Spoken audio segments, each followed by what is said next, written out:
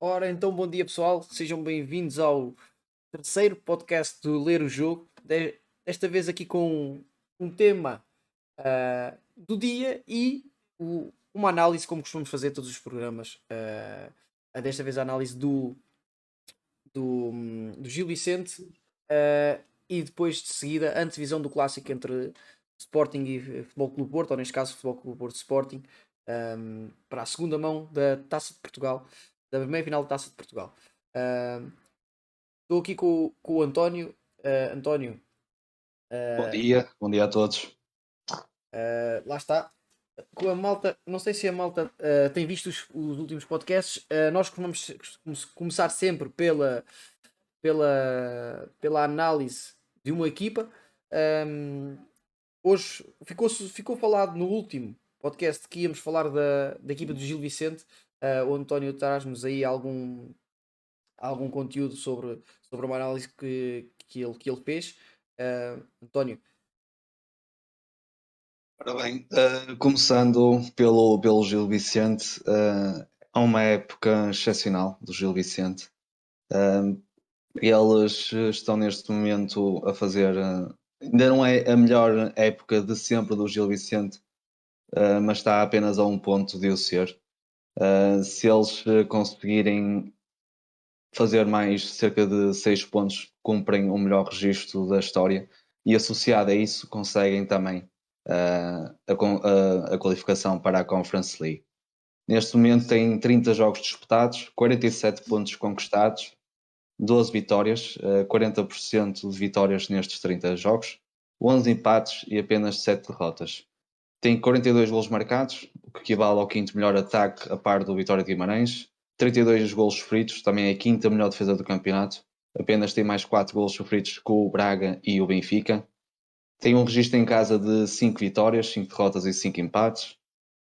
E um registro fora de casa ainda mais impressionante. 7 vitórias, 6 empates e apenas 2 derrotas. Estas derrotas foram logo no início do campeonato e não foi contra nenhum dos grandes, Sporting, Benfica, Porto e Braga. Isso já nesta segunda volta, apesar de na primeira volta ter perdido com Braga, Benfica, Sporting e Porto, todos em casa, este ano, já na segunda volta, conseguiu ganhar fora de casa ao Benfica, empatou com o Porto no Dragão com 10 jogadores a partir do terceiro minuto, portanto, bastante impressionante. E também, mais recentemente, foi ganhar a Braga. Depois desse jogo a Braga, não ganha há 4 jogos, empatou com o Marítimo em casa, derrota em Arouca a jogar contra 10, derrota em casa contra o Moreirense a jogar contra 10 e agora este último fim de semana foi empatar a 2 com o Famalicão fora de casa.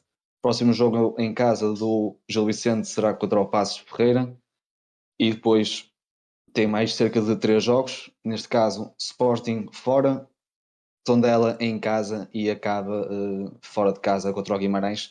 E esse jogo que o Guimarães tem vindo a recuperar, tendo aproveitado os últimos resultados do Gil Vicente, ainda está cerca de 5 pontos do Gil Vicente, mas ainda está com o olho na Conference League. Agora, falando mais concretamente do Gil Vicente em si, é uma equipa competente em todos os momentos do jogo, com ideias claras a nível ofensivo, onde tanto procuram a profundidade como também o apoio, combinam bastante direto e indiretamente com o terceiro homem. Há um destaque claro para a forma como eles variam os movimentos de apoio e de ruptura, criando às vezes uns contra-movimentos, uh, o que permite à equipa variar o flanco e também criar bastantes dificuldades, porque há certas equipas que a nível de basculação têm muitas dificuldades. Conseguem arrastar e mesmo assim criando espaços em zonas de criação e finalização. Os laterais, mais concretamente, são mais baixos no nível de construção, garantem equilíbrio também após a perda, bem como os médios interiores entre a linha defensiva e a média adversária, na variação de ruptura e apoio, e também criam perigo em qualquer momento do jogo. É uma equipa que também se sente bastante confortável a construir a partir de trás, como também a ganhar a bola mais à frente. A nível defensivo, a linha de 4 é muito bem organizada, tanto em bloco alto como em bloco baixo. Conseguem, sim, muitas vezes manter a linha de 4 muito bem orientada para uma possível bola nas costas ou mesmo para orientar a equipa adversária, tanto assim como o meio campo e o restante da equipa, para uma zona dos flancos, o que permite que tanto o espaço entre a linha atacante, a linha de meio campo e a linha defensiva, mais concretamente os quatro e a defender os quatro do meio campo, cria muito pouco espaço para equipas adversárias conseguirem ter ali aquele espaço entre linhas onde normalmente se cria mais problemas. E pegando, eu vou pegar aqui um bocadinho pela organização ofensiva, aquilo que estávamos a falar mesmo antes de começar, que foi daquilo que eu me apercebi, é uma equipa que joga simples. Se eu podia estar aqui a descrever, estou a descrever o Gil Vicente, podia estar aqui a descrever outra equipa qualquer em relação às ideias que tem e é o que traz para o jogo. A diferença que o faz, pelo menos do que me parece, é a fluidez com que os jogadores conseguem cumprir com as tarefas em campo. Ou seja, estamos a falar, há um movimento específico que é o avançado está em linha, está na linha da defesa do adversário, tem entre linha média e linha defensiva do adversário, colocam os dois médios interiores e depois, normalmente, ou muitas vezes, quem recebe a bola é o avançado que arrasta ligeiramente a defesa, recebe a bola, joga de frente para depois para um desses médios e esses médios tem logo o médio do lado contrário a atacar a profundidade na zona do avançado, o, o extremo do lado direito e o extremo do lado esquerdo em movimentos de ruptura, geralmente para dentro, não os extremos não fazendo o movimento vertical, fazendo vertical, mas para dentro, para conseguir ficar logo em zona de ataque à baliza. Outra coisa que lá está, também acontece, que é a bola entrando numa zona mais à frente, entrando nos laterais numa zona mais à frente, acaba por haver um movimento que é um dos movimentos que eu acho que muita gente conhece, que é do médio interior a ir entre central e lateral.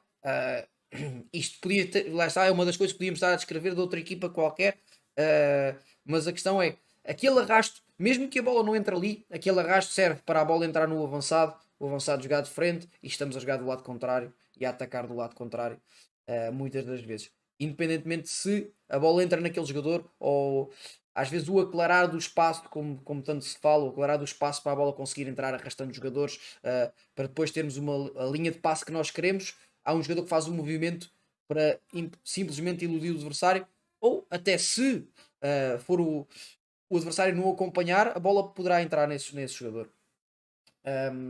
Não sei se tens a mesma visão que eu em relação a isto. Sim, sim. Falando deste Gil Vicente, é impossível não falar, quanto a nível de construção do Pedrinho. É um jogador de formação no Friamundo, depois várias épocas no Passos de Ferreira. Aventurou-se o ano passado no campeonato da Letónia, no Riga, e depois, em janeiro, regressou a Portugal. Já no Passos de Ferreira notava-se que tinha qualidade. Nunca chegou a um patamar de equipa grande, apesar da sua qualidade. Mas neste Gil Vicente, tanto na manobra de construção como na manobra ofensiva, tem bastante importância. Tem uma grande capacidade de variar o flanco, de compreender os espaços. É um médio que tanto busca o apoio como também busca a ruptura. E isso tanto, entre aspas, tanto o Pedrinho como o Fujimoto, muitas das vezes joga ao lado dele, com o Mateus, não é Mateus Carvalho, o Vítor Carvalho na posição de 6, quando estão a jogar em 4-3-3 em bloco baixo, conseguem fazer isso. E também uma palavra para o Samuelinho, que habituou-nos a jogar a mais a 9 e desde a chegada do Ricardo Soares encostou um bocado no lado esquerdo, a extremo esquerdo, mas evoluiu bastante. Acho que continua a perder bolas, mas também é propício à posição que ele tem e ao seu objetivo no jogo, para arrancar para cima dos adversários e criar desequilíbrios, mas evoluiu bastante, tanto a nível de condução, a nível de decisão, às vezes decidindo mal, mas está a decidir melhor. Isso é prova pelos golos marcados que ele já tem este ano. Ele tem cerca de 10 golos marcados. O Pedrinho tem 11 assistências e o melhor marcador desta equipa, que também para mim é um dos jogadores-chaves, é o Fran Navarro, que tem 14 golos marcados. E eu estive a ver bastantes vídeos do Fran Navarro, um jogador formado no Valência, e é um jogador que tanto joga em apoio, como também consegue explorar Exato, exato. as costas do adversário. E creio eu, não quero estar a pressupor, mas tanto o Samuelino como o Fran Navarro, também respondendo já a uma questão do Alexandre, creio que sejam jogadores que para o próximo ano já não estejam no Gil Vicente. Lá está, vamos agarrar aqui já na pergunta do Alexandre. Qual a chave do sucesso deste Gil? A construção do plantel, o mérito técnico-tático do Ricardo Soares, e acham que este sucesso pode ter continuado no futuro ou antevém um desfalque muito grande nesta época, nesta equipa do Gil na próxima época? Olha, eu agarrando já, acho que é um misto das duas coisas, claramente. Isso é sem dúvida. Acho, muito sinceramente, que é até um plantel, como de vez em quando nós estamos habituados na Liga Portuguesa, aparecem alguns clubes com um plantel interessante e fazem alguma coisa de muito boa. Lembramos do Paços de Ferreira de Paulo Fonseca, lembramos do Famalicão há relativamente pouco tempo. De vez em quando aparece um plantel assim, e depois geralmente acontece isso que o Alexandre está a dizer, que é muitos jogadores acabam por sair e aquilo não consegue haver muita continuidade. Pegando já e deixando já aqui o apontamento, Samuelino é um dos meus jogadores favoritos do Gil Vicente desde o ano passado. Uh, por volta de janeiro, fevereiro, comecei a dizer a muita gente que conhecia que era um jogador que devia começar a ser tido em conta por parte dos grandes. Não sei até que ponto, pá, não estou a dizer que ele era titular num grande ou que era imediatamente jogador para jogar caras num grande, mas acho que tem o potencial para, tem algo. E tocaste aí num assunto também que eu já dizia, e eu acho que cheguei a dizer isto em stream no início, para muita gente, e disse várias vezes, que o Samuelino é melhor da esquerda para dentro do que já dentro, na minha opinião. E eu até tinha aquela ideia que ele a jogar com a dois avançados tinha benefícios para ele, já mesmo por causa disso. Ah, Agora, o que é certo é que estamos a falar do Pedrinho, do Samuelino, do Bruno Navarro, do Fujimoto. A questão Pedrinho, muita gente diz que tem 29 anos, já vem um pouco tarde. Não, a questão é que os jogadores demoram tempo e nós temos às vezes essa mentalidade de o Yeah. jogador tem que ter aos 23, 24 tem que já ser uma coisa do outro mundo.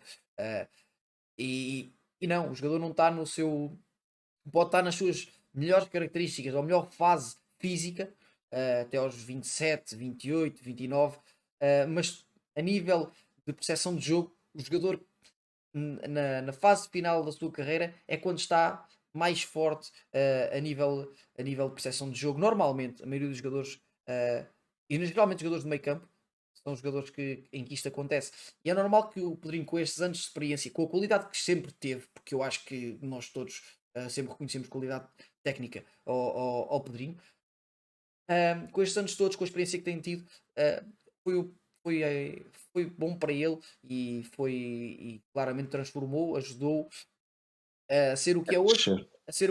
a ser um jogador que tem capacidade para ler momentos de jogo, quando é que tem que acelerar, quando é que tem que quebrar ritmo.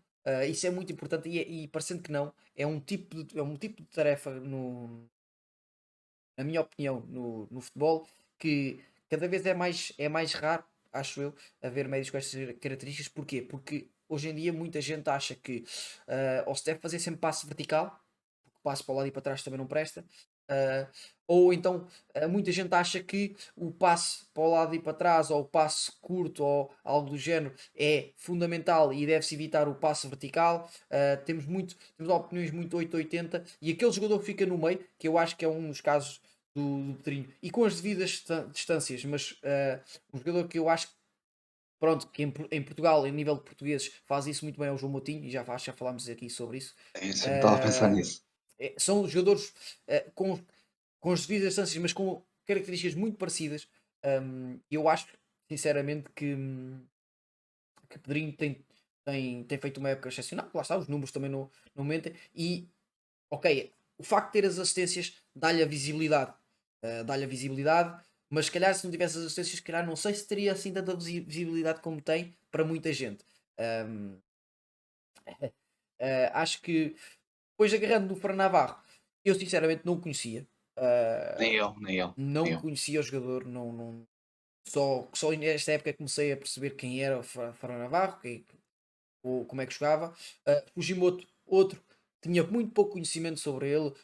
Pá, sempre olhei mais uh, ao Gil Vicente pela questão do. Pá, lá estava, nós olhamos, quando olhamos aquilo que são resumos, aquilo são, são estatísticas, nós olhamos para aqueles que têm golos, para aqueles que fazem épocas a nível de números mais positivas e não significa que nos joguem menos ou tenham menos qualidade que os outros. Lá está, os guarda-redes não conseguem marcar golos e os defesas centrais marcam ligeiramente menos golos, os laterais ligeiramente menos também.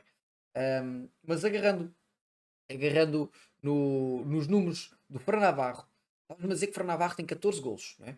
Samuel Lino tem 10, não é isto? Yeah. Estamos a falar do Gil Vicente, quinto classificado da Primeira Liga, e nós podíamos ir aqui ir comparar a alguns jogadores dos grandes que se calhar não têm estes números. E se calhar a questão maior é ter dois jogadores ou três jogadores em campo com estes números faz com que também, pronto, depois apareçam estes resultados e apareça este lugar da tabela classificativa. Porquê? Porque se tens vários jogadores a conseguir marcar golo, neste caso até muitos golos, um jogador ou dois com muitas assistências, é normal e é muito mais provável que estejas numa posição mais avançada. Porque quando és dependente só de um jogador ou algo do género, tens sempre fragilidade. Quando ele não está, a equipa depois não encontra golo, não consegue a assistência, etc. Aqui não. Aqui é uma equipa que não depende só, se calhar, só de um ou de dois ou de três. E a prova disto é ver vários jogadores com números muito bons. Eu também acho que o Fran Navarro, por exemplo, o Fran Navarro este último jogo nem começou a titular. O Ricardo Soares explicou depois na conferência de imprensa que o motivo pelo qual ele não jogou de início foi tentou uma abordagem diferente ao jogo e depois acabou por ser o Fran Navarro a empatar o jogo depois dos 90 minutos. O Fran Navarro, para mim, está no top 5 dos melhores avançados da Liga Portuguesa neste momento, muito sinceramente. É um jogador muito completo e acima de tudo, é um jogador que dá muito à equipa. Tanto lá está como no apoio, como tu falaste há pouco, o Gil Vicente é uma equipa que funciona a nível de troca de bola, tanto em apoio como em ruptura, e o Fran Navarro nisso é fortíssimo, fortíssimo. Ele, a maior parte das combinações diria que tem feito com o Fujimoto, porque é o Fujimoto que aparece mais naquele segundo avançado, mas tem capacidade para combinar com qualquer tipo de jogador, mesmo uh, imaginemos, já houve muitos lances destes, ainda ontem estive a ver, uma construção por trás, saída do guarda-redes, central, passe vertical, logo ou no médio, num dos médios interiores, ou mesmo no Fran Navarro, que aparece logo um Pedrinho, ou neste caso um Vitor Carvalho, ou mesmo um Fujimoto, para combinar e para partir logo a primeira fase de pressão da equipa e criar, da equipa adversária, e criar logo aqueles desequilíbrios que o Gil Vicente sabe aproveitar bastante bem. Tal como tu disseste antes de começarmos o programa, o Gil Vicente é uma equipa de tal maneira trabalhada que parece que os jogadores do Gil Vicente já sabem onde é que os colegas vão estar. E isso é fruto de muito, mas muito trabalho mesmo. E acho que é uma das coisas que faz a diferença para o Gil Vicente estar neste momento do quinto lugar. É isso, eu estava-te a dizer que eu acho, e sou alguém que partilha desta ideia, uh, que uma equipa, um jogador, em determinada situação, tem que saber onde são os colegas e o que é para fazer, ou ter ali 2, 3 ideias do que é para fazer. Se o adversário estiver nesta zona, nós fazemos assim. Se estiver na outra zona, nós fazemos assado. Se o meu colega se movimentar para ali, é porque a bola deve entrar no sítio A. Se o meu colega se movimentar para outra zona, é para entrar no sítio B. E nós podemos ter 1, 2, 3, 4 soluções. Epá, não sei, a nível profissional, não sei. Infelizmente ainda não sei, ou não sei se algum dia vou saber se quantas soluções normalmente tem, mas não acredito que faça muito mais de 3, 4 soluções. E disse 3 delas, na minha ideia, na minha forma de pensar, 3 delas terem, no momento, por exemplo, em fase de construção, vou dar aqui um exemplo mais prático. Em fase de construção, a bola entrando no lateral dentro do meu meio campo, Sim, eu tenho que ter, o meu lateral tem que ter 3 soluções de passe, mas de passe não só de passe para sair dali. Ou inconsequente, não, de passe para que consiga no passe seguinte entrar noutra zona do campo, entrar em fase de construção, de criação. Mas isto sou eu que vejo desta forma e acho que uh, e tenho aquela opinião que tenho um futebol mais vertical e não significa que seja um futebol de bolas longas, nada disso. Agora, o jogador tem que saber onde é que estão os colegas para isto poder acontecer. Onde é que estão. E se o colega faz aquele movimento, é para fazermos aquele. É para pôr a bola no colega B, não é no colega A. Pronto. E pegando por aí, eu acho que o Gil Vicente é muito. Pelo menos do que me parece, tem muito disto. Agora, não sei, e gostava de ter visto mais e poder ter visto mais, que era, não sei até que ponto o Gil Vicente, quando vai jogar contra um grande, não trabalha ou contra um grande ou contra outro adversário que, pronto, que chega a um ponto que nós temos aquelas ideias iniciais, o nosso modelo de jogo que nós criámos para aquela equipa, chega a um ponto que as outras equipas já sabem como é que nós jogamos, já sabem as 3 soluções. Embora 3, como digo 3, digo, sejam as que forem, mas chega a um ponto que as equipas tentam anular-nos. E o objetivo é esse, o objetivo do adversário quando está a defender é procurar anular a equipa. E quando chegar ao ponto de já conseguirem anular-nos, nós temos de começar a arranjar aí entra a tal questão da análise de jogo, entra a questão de alteração no treino e possíveis alterações ao treino de acordo com o adversário, que é, exato. por exemplo, em vez de fazermos aquelas três formas que temos de sair daquela zona, temos que arranjar para este adversário, para as características deste adversário, para a forma como nos vai pressionar, e arranjando o que acontece? Nós fazemos essa, surpreendemos o adversário com isso, e depois, calhar, na próxima, as outras 3 já entram uma das outras 3. Sabe onde é que eu quero chegar? E isto é basicamente a semana de trabalho, quando já há um processo adquirido, como eu acho que é o caso do Gil Vicente, e por isso é que estava a dizer, que é uma equipa que se nota que os jogadores sabem onde é que têm que estar, sabem como é que se há de posicionar. Eu acho que porque é fácil nós dizermos, ok, aquele jogador sabe, não, mas pôr 11 a saber é que é a parte chata. E eu acho que o Gil Vicente consegue pôr, se não os 11, consegue pôr 8, 9 ali na zona da bola.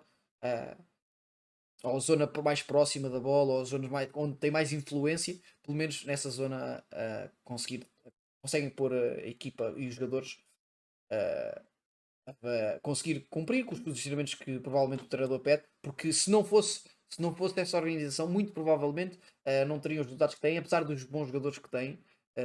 Eu acho que seria impossível. E assim respondo ao caso, aí à pergunta do Alexandre, acabo de responder à pergunta do Alexandre sobre se é mérito técnico-tático também do treinador. Eu acho claramente que Acho sim. que sim. Acho que sim. Independentemente de teres bons jogadores, precisas sempre de. É claro que se não tiveres bons jogadores ou jogadores com capacidade, às vezes eu tenho muito esta opinião. O que eu descrevi agora não tem a ver com tu teres um jogador que precisa ser o chamado o gênio. Não precisas de ter só disto, porque tu tens soluções, entre aspas, padronizadas. Tens algumas soluções que são comuns. Ou seja, o jogador precisa de ter concentração e se executar. Executar aquilo que está pré-definido para aquele momento. É claro, se calhar, tendo melhores jogadores, em algum momento de jogo em que nenhuma das soluções seja viável, daquelas soluções que são trabalhadas seja viável, é claro, o jogador tem que decidir e nesse momento a diferença está no jogador e acredito que isso, neste caso, por exemplo, Pedrinho, possa fazer muita diferença nesse campo para o Gil Vicente. Mas, mas lá está, acho que acima de tudo, tendo uma equipa bem estruturada, bem trabalhada, com as dinâmicas adquiridas, é o caso, para mim que é o caso do Gil Vicente, acho que é uma mais-valia, independentemente de ter bons jogadores ou não. Uh, Acho isso muito subvaloriado, equilíbrio de rigidez tática e da liberdade criativa, como vemos o Gil Vicente. Epá, não digo que seja rigidez tática, digo, atenção, eu sou sincero. Estava a falar com o António antes do podcast e estava-lhe a dizer, a minha opinião é, um, ou seja, explicando isto partindo do início, no futebol nós queremos enganar um adversário, certo? Não nos queremos enganar a nós. Exatamente. Se o jogador faz alguma coisa que desequilibra, é bom, certo, em certos momentos, mas se for na minha fase de construção, ou seja, quando eu estou mais atrás com bola, uh, vai baralhar a equipa toda. Porque a equipa vai ficar toda, o que é que ele fez? E vai precisar que 10 jogadores em campo se reposicionem de acordo com o que ele fez. Percebem? É muito mais difícil isto do que se jogarmos de uma forma em que toda a gente saiba o que é para fazer em determinado momento e que se cumpra aquelas linhas orientadoras, digamos assim, não significa que seja uma regra clara, mas uma linha orientadora. Se cumprirem estas linhas orientadoras, toda a gente sabe. E não enganam os próprios colegas. O objetivo é enganar o adversário, não é enganar o próprio colega. Né? E muitas das vezes, às vezes nós dizemos, aí aquele jogador, e daí vem às vezes a chamada embirrância dos treinadores com aquele jogador mais criativo que nós tanto gostamos de ver enquanto adeptos. Mas às vezes a questão é, onde é que o treinador quer essa criatividade? Em zona de finalização. Ou até em Exato. zona, alguns treinadores em zona de criação, que é ligeiramente mais à frente, mais perto da área do adversário. Porque aí, sem enganar. Onde cria menos riscos para a equipa. Ora bem, é em zonas de menos risco se houver perda de posse ou se houver desequilíbrios. Exatamente. Porque nós falamos assim. Há uma questão que eu já falei aqui sobre que acho que o Guardiola nisso é exímio, que é a preparação para a defesa. A preparação está a atacar e há claramente jogadores que estão posicionados e preparados para a transição defensiva. Não significa que não estejam também preparados para atacar, mas estão em posições estratégicas para que, se alguma coisa acontecer, se houver uma perda de bola, aqueles jogadores conseguem reagir e conseguem estar bem posicionados, conseguem recuperar a posição para a posição pretendida. E isso é uma das questões. Se nós lá, estando mais à frente, pode haver um maior desequilíbrio. Porquê? Porque temos um campo inteiro atrás de nós para conseguir reagir e conseguir ajustar. Se for noutras zonas do terreno, é complicado e por isso existe tal rigidez. Há treinadores que têm a tal rigidez. Por exemplo, nós todos conhecemos, pá, e eu posso tocar aqui no treinador, por muita gente já aí, pá, entre aspas, bateu nele no Jorge Jesus. Jorge Jesus é daquilo que É me o pormenor. pareceu, a nível defensivo, aquilo não falha nada. Rigidez total, acho que é dos treinadores dos últimos anos que eu tenho visto, pá, que é claramente alguém que é assim, assim, assim mesmo, a defender. Depois, a construção também me parece ser claramente, como eu estava a dizer, ter linhas orientadoras muito fixas e ideias muito fixas ali naquela zona. Como geralmente trabalha com jogadores de nível acima, também ajuda a que, por vezes, os jogadores resolvam e façam diferente. Também não digo que não, mas aquilo tem ali linhas orientadoras. Ao contrário, por exemplo, eu principalmente no ano nos anos em que ele esteve no Sporting, lembro perfeitamente, eu achava, enquanto na altura já estava a tirar a licenciatura, e eu olhava e dizia, eu não conseguia encontrar um padrão, ou dois, três padrões a nível atacante, a nível de zona de finalização. Há ali duas, três coisas, mas muito superficial, aí mesmo só linhas orientadoras de como a equipa joga à frente. Acho que ele era muito mais rigoroso a nível defensivo, a nível de construção, do que propriamente à frente. E isso, lá está, depois cada um é com cada qual, como diz o outro, e consegue gerir e colocar, e colocar a equipa da forma. Claro que se tiveres melhores jogadores, vão-se Mais fácil. vão -se reposicionar mais rápido, vão perceber-se mais rápido daquilo que o colega fez, vão conseguir jogar de outra forma. Agora, se tiver jogadores, não digo mais limitados, mas jogadores de, uma, de nível inferior, digamos assim, é claro que precisas de ter linhas mais rígidas. E às vezes quando se atribui, há muitos treinadores, e tal, este treinador é muito rígido e tem grandes jogadores, porque é que ele não faz diferente? Porque se calhar prefere entre aspas, aquela forma na ideia dele, se tem resultados com aquilo, já falei várias vezes disto, que é quem tem resultados é quem tem razão. E se ele prefere aquilo, e se tem resultados com aquilo, há que dar o mérito. Uh, O Gil Vicente também, tu sabes, também viste, o Gil Vicente, a nível da pressão, é também fortíssimo, porque pode-se dizer assim, eles não ganham as bolas, não ganham sempre a bola em pressão alta, não ganham, mas condicionam a equipa adversária a sair como eles gostam de sair. Podemos dizer assim, o Gil Vicente foi pressionar alto, não ganhou a bola, ok, Exato, mas atrasou o ataque da equipa adversária. Ou seja, permitiu que tanto o meio campo como a defesa conseguisse descer e posicionar-se de maneira que o Gil Vicente se sente mais confortável. exato. É a É uma equipa forma. muito completa, muito completa. Voltamos àquela questão. A maioria, vou dizer que a maioria, mas muitas das equipas normalmente agem dessa forma. Um, que é, na maioria das equipas não tenta. Há muita gente que é induzida em erro e pensa que as equipas querem ganhar a bola, ou pressionam para ganhar a bola ali. Geralmente, eu, por exemplo, enquanto adepto, às vezes estou a ver um jogo e digo, ei, vai ganhar. Não, mas ele só está ali para não permitir progressão e não permitir passe vertical, que é para a equipa reposicionar. E voltamos à questão, que é ter esse jogador tem que reagir. E a tal reação à perda. Mas não significa que seja para ganhar a bola ali. E normalmente até nem é. Há poucas equipas no mundo que tenham essa capacidade. Uh, há, se calhar, se de 100% das equipas, se calhar 5%, 10% das equipas têm capacidade para fazer isso. E não significa que o faça.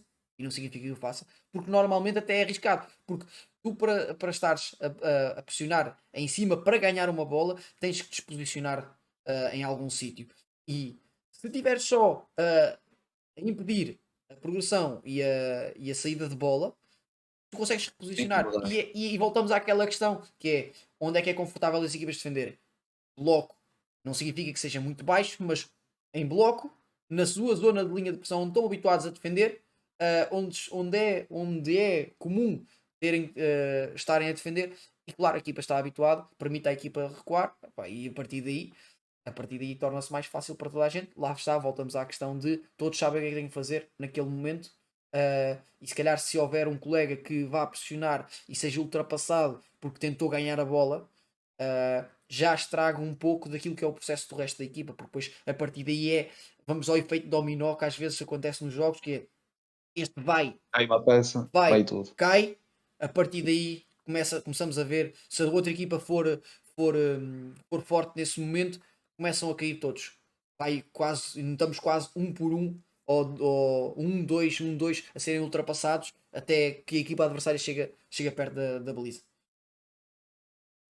Por exemplo, muitas vezes estamos a ver um jogo ou estamos a ver uma equipa e vemos bastantes jogos dessa equipa e consegue-se dizer assim: esta equipa tem ali um ponto fraco, o ponto fraco desta equipa é ali.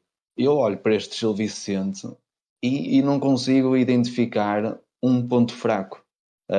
Apesar, por exemplo, a nível de defesa, tens um Talocha, tens o Ruben Fernandes, que já está há 11 anos no Gil Vicente, tens um Lucas Cunha, que é um jogador que está a aparecer e tem qualidade também.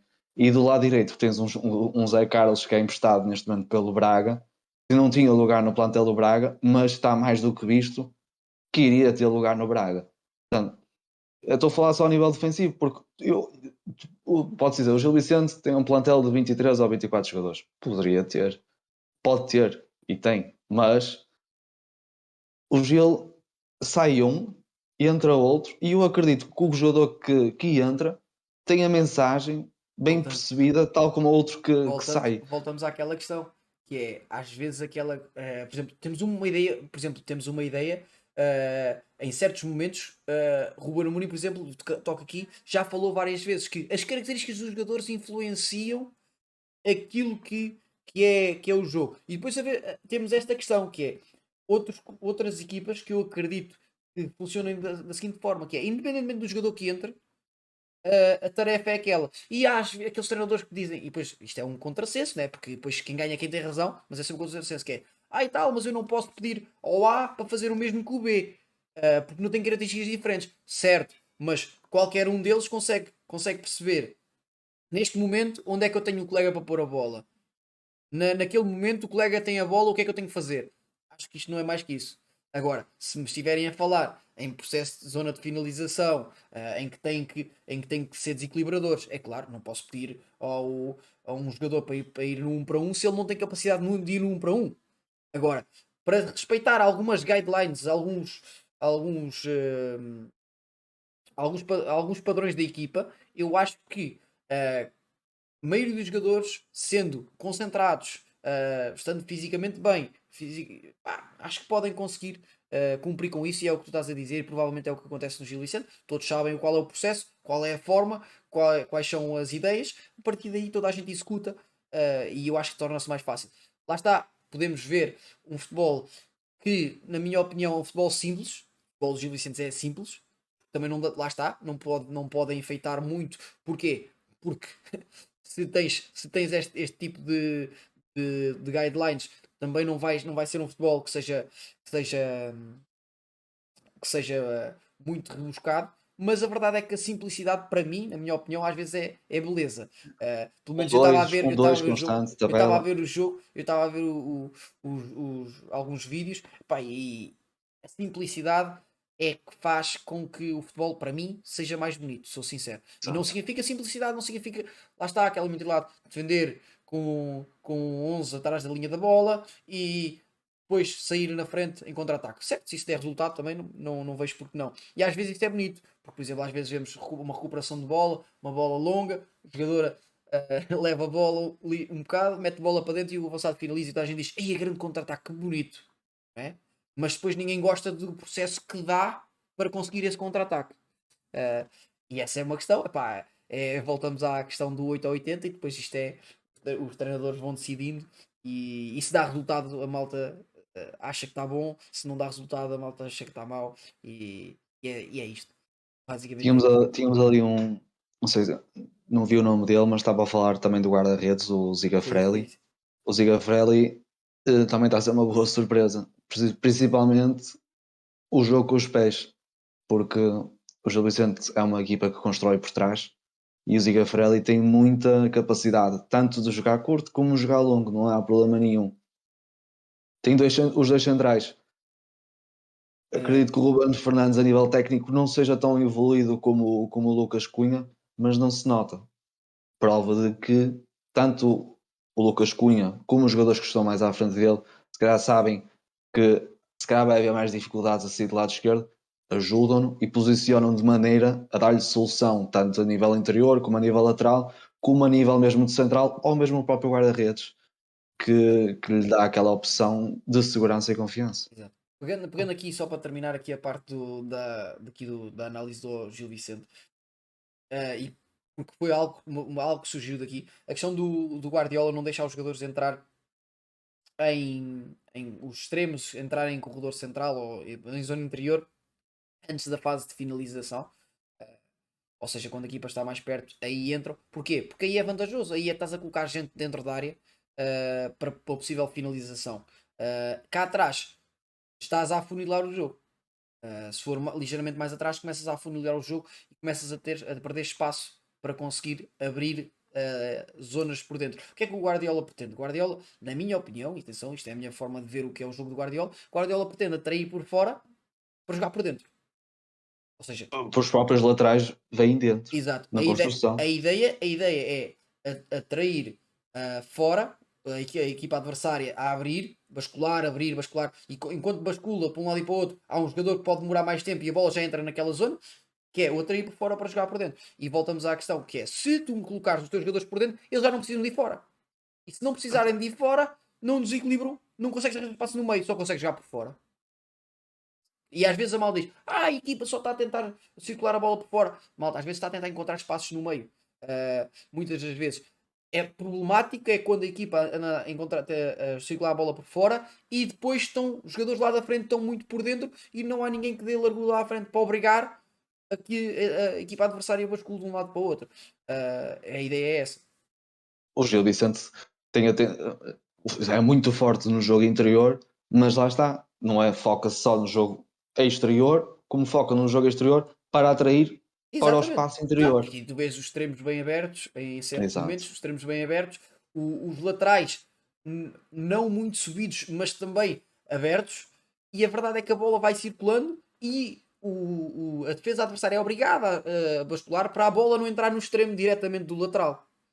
E logo aí, quando a bola volta, há a haver um momento que a equipa adversária vai falhar, e quando a equipa adversária falhar, a bola vai entrar. Quando a bola entrar, lá está aquilo que eles fazem, dinâmica de terceiro homem, o jogador recebe costas para a baliza, dá no terceiro homem, o que acontece logo a seguir? Três jogadores apontados à baliza adversária a saírem em ruptura para haver passe. E podemos dizer, ok, estás a simplificar muito, muito o jogo de Gil. Eu acho que sim, eu acho que é um jogo simples e a nível ofensivo é dentro disto, é muito dentro disto. Há mais soluções, pode ter mais coisas, mas do que eu vi, vive muito disto. O campeonato português, tirando as equipas lá está, de top, não é propriamente, não é propriamente composto por equipas que saibam defender muito bem. Temos o Sim, exemplo, sim. por exemplo, do Tondela este ano, por acaso chegou à final da Taça de Portugal, merece os parabéns, mas é das piores defesas do campeonato. E porquê? Porque a nível defensivo, a nível da ocupação de espaços, e é uma equipa que é muito facilmente arrastada para estes movimentos, tanto de Claro. apoio como depois a ruptura, já não estão a contar com eles, e às vezes até mesmo defendem com três centrais. Respondendo ali à pergunta, se pudesse levar um jogador do Gil Vicente para um clube que fosse meu, levaria o Samueli. Pois, Acho que tem como eu. uma É margem de como eu. progressão, É como eu. uma Não margem é de questão. progressão tremenda. Não é, depende, eu ia dizer, depende do contexto onde estivesse, sinceramente. Depende sempre do, do contexto, como é óbvio. Eu podia precisar de outro tipo de jogador, e se calhar podia ser o Pedrinho, podia ser etc. Não é? Podia ser o guarda-redes, por exemplo. Depende. Sim. Mas num mundo, entre aspas, perfeito, onde eu já tivesse uma equipa montada que não precisasse de um jogador em específico, precisasse de um jogador, ou fosse para ter valor, para acrescentar valor ao meu clube, ou à minha equipa, e já tivesse tudo estruturado, Samuelino, pela margem de progressão, é alguém que eu já vejo, nele há algum tempo, capacidade, e voltando à questão, eu sou sincero, não esperava um Atlético Madrid. Acho que pode ter também tido alguma influência de, Para os vistos não está confirmado não, totalmente o negócio. mas se a ser verdade, terá alguma influência através de empresários, porque também não acho que seja seja um claro e óbvio candidato a dar um salto dessa dimensão, na minha opinião. Mas no fundo acho que é um jogador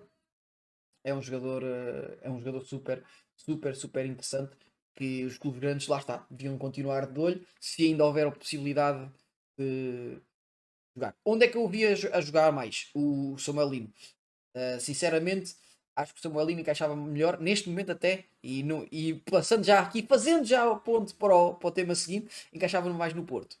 E Um, eu, quando agora em sim, janeiro saiu o encaixava mais no Luís Porto também. Dias, É. eu São quando vi que diferentes, mas sim. Mas sim. sim, quando vi que o Galeno seria uma hipótese e foi uma contratação do Porto, eu a primeira ideia que tive foi o Samuelino.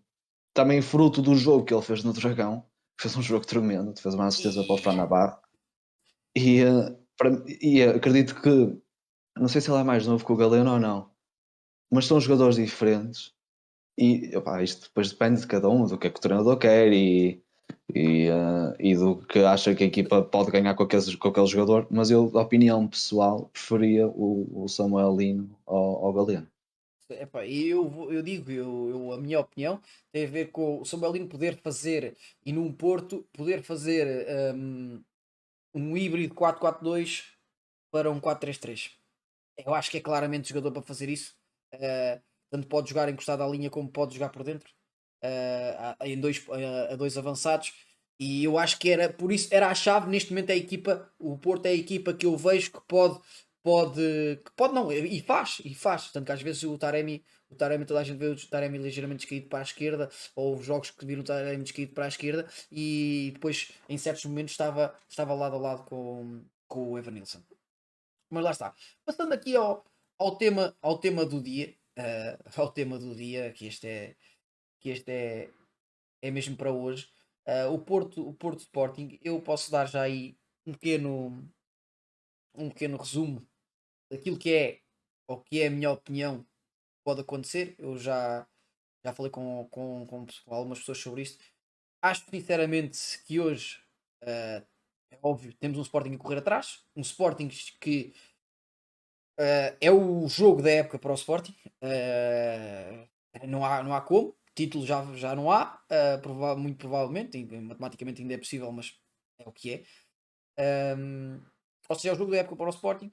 Eu acho que, e pelo outro lado, vejo um Porto que está moralizadíssimo. Acho que mesmo dentro do balneário do Porto, embora haja aquela questão sempre de acalmar as coisas, porque ainda não está, ainda não é garantido, etc. Acho que a equipa está mais que balanceada para, para conseguir ganhar e para conseguir estar moralizada, conseguir estar reativa. Duvido que entre um Porto Para o com facilitismo. Benfica, Duvido não, que entre, não é que entre como um Porto com não ia dizer com facilitismo. facilitismo, ia dizer, não acredito o Porto, independentemente de hoje ter uma vantagem, neste caso, ficou 1-2, neste caso o Sporting para passar teria que ganhar 2-0. Hum. Não acredito que o Porto irá fazer o que o Benfica fez no domingo, que é baixar o bloco de tal maneira e esperar pelo contra-ataque. Acredito que não, acredito que o Porto vá assumir o jogo, ah, lutar, dividir o jogo taco a taco, como tem sido sempre um Porto Sporting. E, ah, e acredito que vai ser um bom jogo, vai ser um bom jogo. Para quem gosta de futebol, desta vez acredito que possa ser um bom jogo, porque as equipas vão dar tudo. Vão Exato, dar eu, tudo. eu, eu acredito. Sporting sem nada a perder, com o Porto tudo a Eu ganhar. acredito que vai ser um melhor jogo do que foi a primeira mão. Vai ser um melhor jogo do que foi o último clássico para a Liga. E digo isto porque acho que o Sporting precisa de arriscar e o Porto está num momento em que eu acho que é o que tu dizes. Eu acho que o Porto, se fosse, se calhar, noutro momento da época, eu acreditava que o Porto pudesse baixar linhas e jogar na expectativa numa eliminatória como esta. Acreditava que fosse possível. Neste, neste jogo, devido ao que tem acontecido para a Liga, ao terem ganho a vantagem esta semana de mais 3 pontos, ao facto de já levarem uma vantagem de 2-1, também não ser uma vantagem muito grande, mas ser uma vantagem que tem os gols fora, que ainda contam para a Taça de Portugal, eu acredito claramente que o Porto vai tentar. Vai tentar assumir o jogo, vai vir para dentro para cima do Sporting e lá está. Isso vai abrir o jogo, tanto para um lado como para o outro, acho que pode ser, na minha opinião, posso estar muito enganado e às vezes os clássicos surpreendem-nos pela negativa ou pela positiva. Negativa. Uh, Acho que vai ser um jogo claramente melhor do que foram os outros anteriores. Nesta época, porque lá está, o Sporting não tem nada, entre aspas, não tem nada a perder, entre aspas, porque ou é este jogo ou não é, ou é este jogo ou não é, escusa de andar ali com rodeios, tem que atacar, tem que jogar, ou este jogo não é, precisa de gols. E o Porto tem a questão de ter ganho os pontos de vantagem, de estar em vantagem eliminatória, de estar num momento de forma muito bom e querer resolver, se calhar, o jogo rápido com um gol. E acredito que um gol para o Porto, acredito que o Porto com um gol, não digo baixo, mas tendo congelar mais o jogo. Uh, Tento Mais controlar mais o pausado. jogo, ter mais calma no jogo. Agora, de início, acho que vai ser um ritmo alto, como nós já vimos Alto. alguns jogos esta época, também Sporting Porto e Porto Sporting, ritmo muito alto logo no início. Agora, a questão de se vai ser bem jogado, os jogos grandes normalmente nunca o são. Agora, que vai ser um jogo de ritmo alto, de Entrega total. exato, de espírito de, de luta por parte de ambas as equipas, não tenho dúvidas. Não estou a ver, lá está, como ainda bem que concordas comigo, que não estou a ver um Porto a baixar. Pá, e seria muito estranho, Muito, um, muito. muito estranho, porque era estar a jogar com o resultado de um golo. Embora eu seja sincero, e falo aqui, tanto como enquanto treinador, enquanto adepto, uh, marcar 2 golos no Dragão e não sofrer, quem o fez? Este ano, Este ano, por exemplo, acho que ninguém. Mas mesmo nos marcar dois últimos anos, golos. 2 golos O no Dragão e não Sporting. sofreres. Tens que Pois. marcar 2 golos e não sofreres. Só, Ou marcar só, 3, ou só, marcares 3. nível, só nível Liverpool. Pois, só Yeah. por aí. Só por aí tinha que ser. E estou a dizer isto porque tinha que ser algo quase histórico por parte do Sporting também para conseguir vencer a eliminatória. Dizendo já por aqui, acho que o Sporting hoje pode ganhar até o jogo, pode ganhar o jogo, agora passar é outra coisa. E acho que o Porto, da forma como vejo o Porto, momento de forma incrível, confiança em alta, duvido que, que consiga, a não ser que o Sporting lá está, faça um jogo de superação, algo completamente diferente do que temos visto até nos últimos tempos de Sporting. A verdade é essa, já houve grandes jogos na era Amorim de superação e de fazerem um jogo, jogos que ninguém estava à espera. Ultimamente nem tanto, e eu acho sinceramente, o Sporting vai o Sporting sofrendo um golo, tem a questão do Porto querer congelar o jogo e o Sporting também não sei até que ponto, sofrendo um golo, não começa a andar para trás, embora precise só na mesma de 2 para ir ao prolongamento, mas 2 golos é o que eu estou a farto de dizer, 2 golos no Dragão, não sei se será assim fácil. O Porto, eu acredito que o Porto, lá está, o Uribe, acredito que ainda não joga. Já tem feito tratamento, mas foi uma lesão, uma mialgia, nunca é brincadeira. Ah, o Porto, acho que a única dúvida, lá está, é quem vai jogar no lugar do Pepe, ou o Ruben Semedo ou o Fábio Cardoso, apesar de que eu acho que vai ser o Fábio Cardoso. Já jogou contra o Benfica no Dragão a titular e jogou bastante bem, cumpriu e deu uma boa imagem. Ah, tenho mais dúvidas em relação ao 11 do Sporting. Pois, sim, sim. Tanto este ano um Pedro Gonçalves em baixo de forma, comparado com o ano passado, que fez uma época excepcional. Ah, também o central, acredito que o central do lado direito seja o Inácio, o Neto acredito que sairá fora. E do lado esquerdo, o central do lado esquerdo, o Fedal, acredito que vai ser o Fedal. Apesar de que o Fedal tem mostrado debilidades a nível da saída de bola. Eu acho, Não é.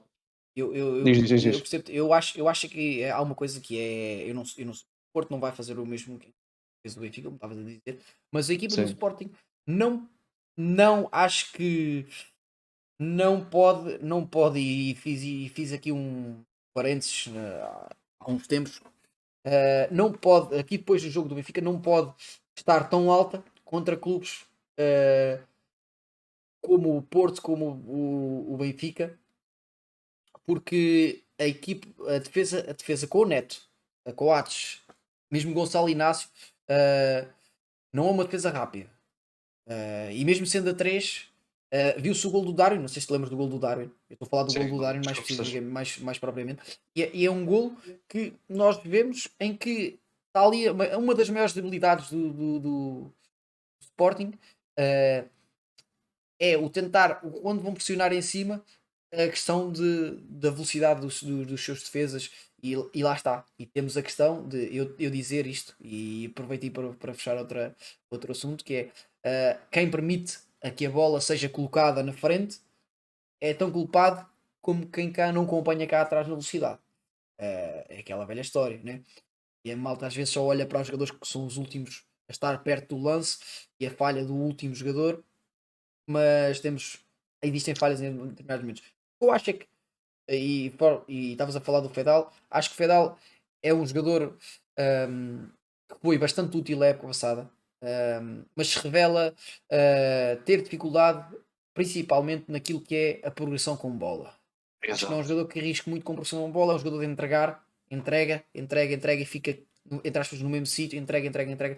E essa tem sido a diferença que o Mateus Reis tem depois dado ao Sporting em alguns momentos, é naquela posição conseguir progredir. Portanto, nós já chegámos a ver o Mateus Reis levar a bola e passar a fazer 20 metros com a bola no pé, a correr com a bola no pé, através desde a defesa até lá, até mais à frente e depois fazer um passo para um colega de dentro e depois até finalizar. Já chegou a ver isto por parte de Mateus Reis.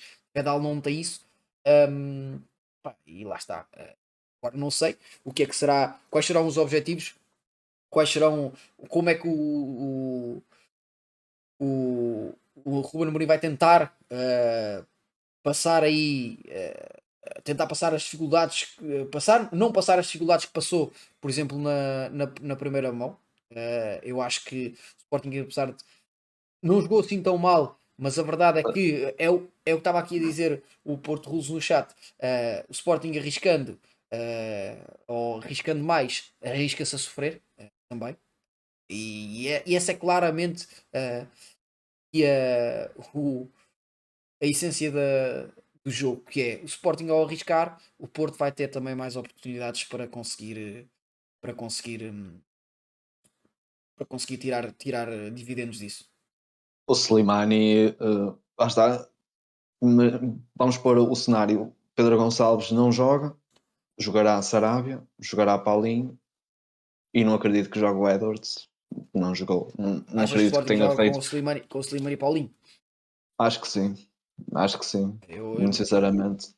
eu acho sinceramente que, ok, embora precisem de arriscar, eu acho que vamos no Paulinho, Sarabia e pronto, tenho quase a certeza que a probabilidade seja muito por aí, mas pronto, é o que é. Aqui nós estamos a fazer, entre aspas, futurologia, nós estamos habituados a estar noutro tipo de contexto, né? A analisar o que já foi feito e falar do que já foi feito e não uh, antever nada ou antever alguma coisa, mas tendo por base outras coisas. E aqui é um jogo que não há, por muitas bases que nós tenhamos, que saibamos como é que uma equipa joga, como é que a outra equipa joga, é difícil porque neste é um jogo muito incaracterístico. Se fosse um jogo para a Liga era muito mais fácil, entre aspas, se calhar, de prever o que é que poderia acontecer por parte das duas equipas. Do que este jogo, porque nós nem sabemos, nem devemos ter a certeza do que qual é a abordagem do Porto ao jogo, porque por causa de ter vantagem, ou se vai forçar tudo porque está num momento de confiança enorme. Ruben Amorim, como é que a equipa se vai apresentar até a nível mental, se as coisas vão começarem a correr bem, se a equipa vai conseguir reagir bem ao facto de ter perdido aqueles pontos e ter perdido um derby há 3 ou 4 dias. Quer não quer não, isso influencia, Acredito. por muito que as pessoas digam e tal, e agora é um jogo diferente, isso influencia e nem há contestação sobre isso. Quem não acredita nisso, lá está. Acredito que Acabaram o perdendo o título.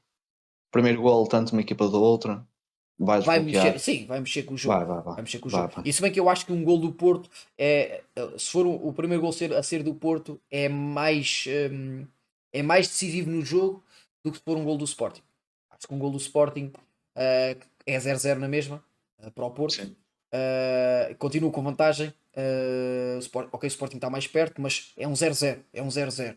Pô, um 0 do Sporting é um 0-0. E um 0 para o Porto, eu acho que é ali uma, pode trazer algum peso sobre a equipa do Sporting e pode logo tornar o jogo ainda mais complicado. Mas pronto.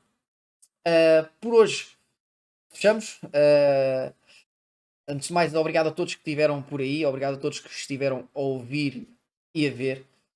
Um, encontramos a data marcada, que talvez próxima equipa. Qual é a próxima equipa que vamos a. Já, por acaso estava a Olha, eu pensar deixo nisso. aqui uma sugestão. Eu deixo aqui uma sugestão. Daqui a 15 dias já temos quantas jornadas de campeonato mais feitas? Duas. Duas, Ficamos a já, duas diria jornadas do duas. fim, certo? Sim, A duas jornadas do fim, provavelmente o Porto já será campeão. Ficamos com o Porto, analisar a época do Porto e o que é que fez o Porto, a mudança pós Luís Dias, a forma de jogar pós Luís Dias, que eu, na minha opinião, houve uma mudança. E, brutal. e houve ali uma mudança também de outubro, novembro para depois para o final de dezembro. A equipa também já estava diferente, com entradas mais, mais recorrentes por parte de Fábio Vieira e Vitinho. Eu acho que seriam, eu acho que é, yeah, exatamente. Está a pegar aí o Sandro, o Porto de Vitinho, Otávio e Uribe. Acho que podemos ir por aí, eu acho que seria interessante, sendo que na altura provavelmente já estará resolvido. Ok. Ok? Então pronto, malta, ficamos por aqui. Muito obrigado a todos por estarem a ouvir e estarem a assistir. Encontramos daqui a 15 dias, daqui a 2 semanas. Depois depende do dia da semana. Mas muito obrigado a todos. Obrigado a todos. Um abraço.